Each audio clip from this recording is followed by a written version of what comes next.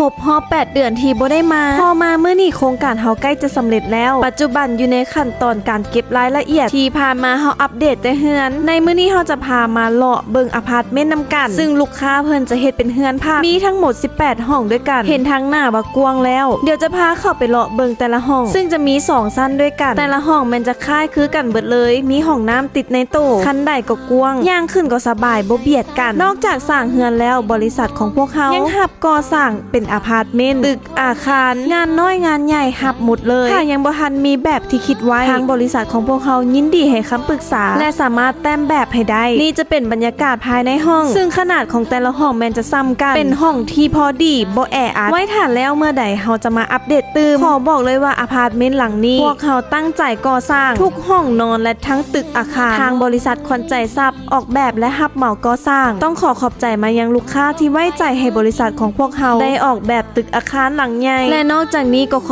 อบใจทีมงานทั้งเบื้องหน้าและเบื้องหลังที่ได้ร่วมแรงร่วมใจกันสร้างบ้านทุกๆโครงการให้สำเร็จตามแผนที่วางไว้สำหรับใครที่สนใจก็สามารถสอบถามรายละเอียดกับพวกเขาได้เด้อไม่ว่าจะเป็นการออกแบบบ้านการคิดรายประเมินราคาการให้คำปรึกษาเกี่ยวกับการสร้างบ้านรวมถึงการรับเหมาก่อสร้างตั้งแต่เริ่มตั้งเสาจนฮอดมื้อที่สำเร็จพวกเขาดูแลให้อย่างเต็มที่เพราะบริษัทขวัญใจทรัพย์ให้ลูกค้าหลายกว่าบ้านใครที่อยากเบิ่งผลงานเพิ่มเติมสามารถเข้าไปเบิ่งผลงานและทักหาพวกเขาตามช่องทางนี้ได้เลย